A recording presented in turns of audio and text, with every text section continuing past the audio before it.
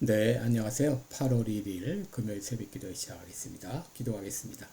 은혜로우신 우리 아버지, 지난 7월도 은혜 가운데 또 건강하게 지내게 하시고 또 8월을 맞이했습니다. 이번 한 달도 매 순간, 매 걸음걸음 나의 생각과 나의 행동거지 하나하나를 주님 앞에 온전히 의탁합니다. 주께서 인도하여 주시옵시고 그 인도하심을 겸손히 따라가는 한 주간이 되게 해 주옵소서. 아버지, 이번 한 달 동안도 해야 될 모든 일들 마땅히 잘 감당할 수 있도록 은혜 베풀어 주옵소서. 세계 만방에서 복음을 전하는 모든 선교사님들 오늘도 지켜주시며 하는 일마다 주께서 형통한 길로 인도하여 주옵소서. 연약한 성도들 긍휼을 베풀어 주시고 오늘도 그 병상을 찾아가 주셔서 주의 능력의 손으로 어루만져 주시사 깨끗이 나음을 얻게 하여 주옵소서. 아버지여, 또 지금 참으로 어렵고 힘든 가운데 있는 우리 어린 갓난아이 또 혜미를 붙잡아 주시고 주님이여, 모든 만병의 의사가 되시는 주님이여, 아버지 그 어린 생명의 이 모든 상황을 주님이 알고 계실 줄 믿습니다. 하나님이 온전케 하여 주옵소서. 모든 내장 육부가 온전케 해 주어서 다시 한번 살아나는 놀라운 기적 같은 역사가 있게 하여 주옵소서. 오늘 하루도 주님 앞에 의탁하며 예수님의 이름으로 기도드리옵나이다. 아멘. 네, 찬송가 314장입니다. 내 구주 예수를 더욱 사랑. 314장입니다. 예전 찬송가는 511장입니다.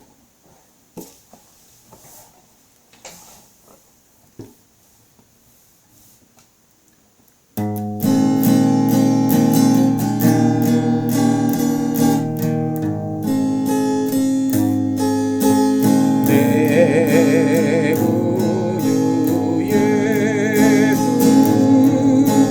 더욱 사랑.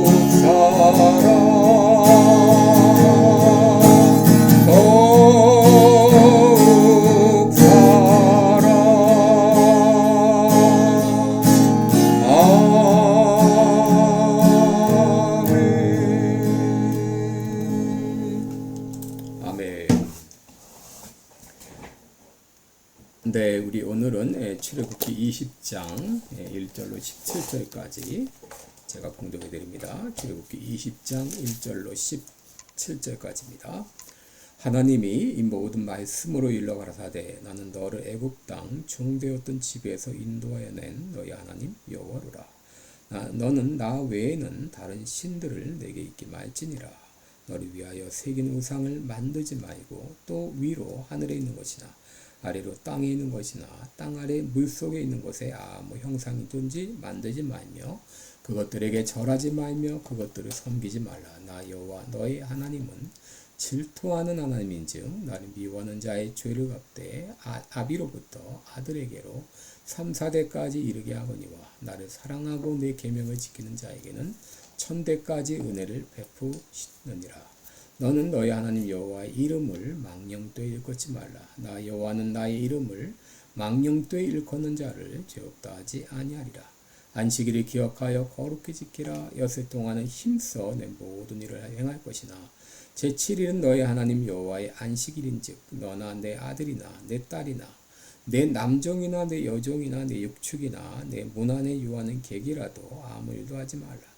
이는 여섯 동안에 나 여호와가 하늘과 땅과 바다와 그 가운데 모든 것을 만들고 제7일에 쉬었습니다. 그러므로 나 여호와가 안식일을 복되게 하여 그날을 거룩하게 하였느니라.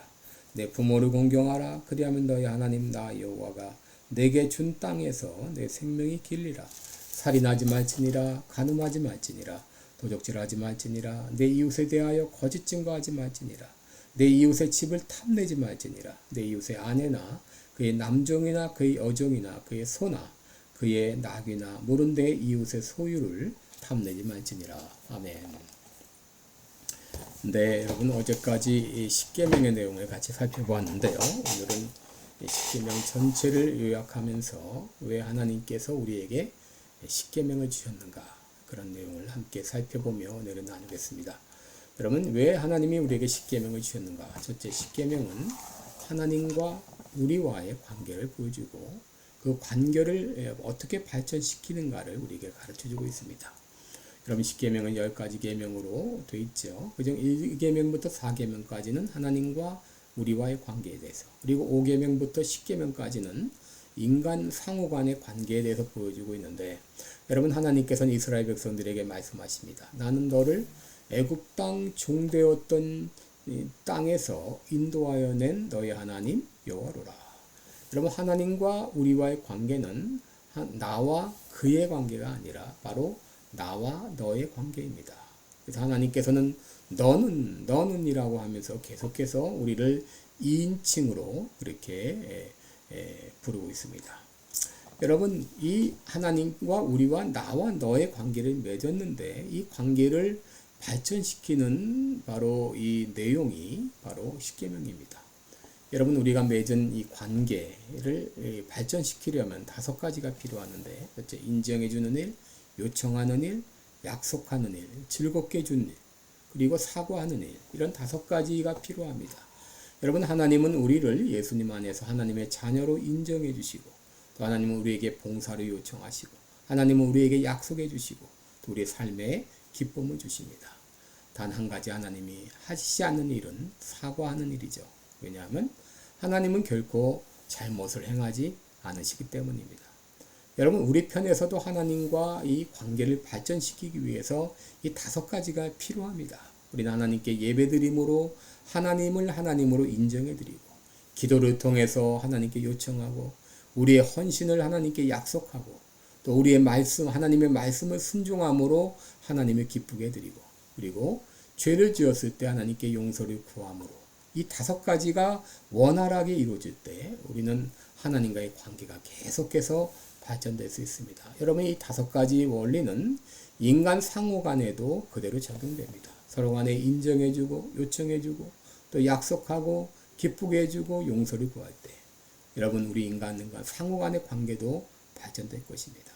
이 5가지가 매일 있어야 될 필요는 없지만 꼭 한 가지 이상은 있어야 상호 간의 관계가 돈독해질 것입니다. 하나님께서는 하나님과 우리와의 관계를 나와 너의 관계로 맺으시고, 이 관계를 발전시키기 위해서, 발전시키게 하시기 위해서 십계명을 주셨습니다. 둘째로 십계명은 삶의 가장 기본적인 원리를 보여줍니다. 그것은 바로 해야 될 것과 하지 말아야 될 것이죠. 십계명은 크게 두 가지죠.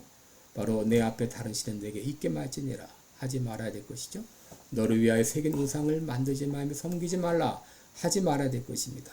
안식일을 기억하여 그날을 거룩히 지키라, 해야 될 것입니다. 내 부모를 공경하라, 해야 될 것이죠. 여러분, 이 계명 중에 해야 될 것은 하고 하지 말아야 될 것은 하지 않을 때 우리는 보다 보람 있고 가치 있는 인생을 살 수 있고 하나님과의 관계도 더욱더 돈독해지는 것입니다. 이 계명을 지키느냐 지키지 않느냐 하는 것은 전적으로 우리의 자유이죠. 그런데 인생의 모든 불행은 이 순종의 원리를 무시하는 데서부터 비롯되어 있습니다. 하나님의 율법은 무시하고 현실과 적당히 타협해서 살아갈 때 참된 행복이 있을 수 없습니다. 말씀대로 순종하며 살아갈 때 참 인생의 행복이 있습니다. 셋째로, 왜 하나님께서 십계명을 주었는가? 인생의 목적이 무엇인가를 우리에게 가르쳐주고 있습니다. 예수님은 너는 마음을 다하고 성품을 다하고 힘을 다하여 주 너의 하나님을 사랑하라. 이것이 크고 첫째 되는 계명이요. 내 이웃은 내 몸과 같이 사랑하라. 이것이 율법이여 선지자의 강령이니라 라고 말했는데, 마음을 다하여 목숨을 다하여 힘을 다하여 하나님을 사랑하고 내 이웃은 내 몸처럼 사랑하는 것이 인생의 삶의 목적입니다. 성경은 우리 몸을 하나님이 거하시는 거룩한 전이라 그랬습니다. 그러므로 우리들이 가는 곳마다 거룩한 장소가 되어야 되고, 우리가 하는 일이 무슨 일이든지 거룩한 일이 되어야 되고, 우리가 맺는 모든 관계는 거룩한 관계가 되어야 됩니다.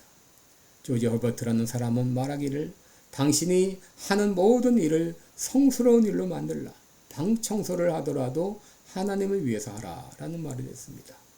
여러분, 우리 인생의 삶의 목적이 하나님을 위한 것임을 알 때 내 삶은 달라지고, 이렇게 살 때 내 삶을 통해서 하나님의 역사가 나타나게 됩니다. 여러분, 그리스도인 버스 운전기사가 있었는데 어떤 사람이 그에게 이렇게 말했습니다. 당신은 하나님이 거하시는 거룩한 전입니다. 그러므로 당신이 운전하는 버스도 거룩한 전이 되어야 됩니다. 그런데 어느 날 이 기사가 운전하는 버스에 승객 한 사람이 탔는데 스탑하면 안 되는 곳에 세워달라고 때를 섰습니다. 그러나 그렇게 하면 위반이 되기 때문에 이 기사는 내려주질 않았습니다. 그러자 그 승객은 사정없이 막 욕을 해대기 시작했습니다. 이때 버스 기사는 이 버스가 거룩한 장소가 되어야 한다는 것을 생각하고 욕을 들으면서도 묵묵히 참았습니다. 그리고 그 사람이 내릴 때 친절하게 인사를 했습니다. 그 버스는 거룩한 장소가 된 것이죠. 여러분, 우리의 가정이 거룩한 가정이 되어야 되고, 우리의 학교가 거룩한 학교가 되어야 되고, 우리의 이 직장이 거룩한 직장이 되어야 되고, 여러분, 우리는 하나님의 거룩한 전이기 때문에 내가 가는 곳마다 하나님의 거룩한 전이 이루어져야 됩니다. 왜냐하면 우리가 믿는 하나님이 거룩하시고, 그리고 그 하나님이 거하시는 이 전은 거룩하기 때문이죠. 바로 십계명은 우리 인생의 삶의 목적이 무엇인지, 바로 우리가 어디를 가든지 무엇을 하든지 하나님의 영광 위에 살아야 되는 것을 우리에게 가르쳐주고 있는 것이죠. 넷째로, 십계명은 이상적인 사회상을 보여줍니다.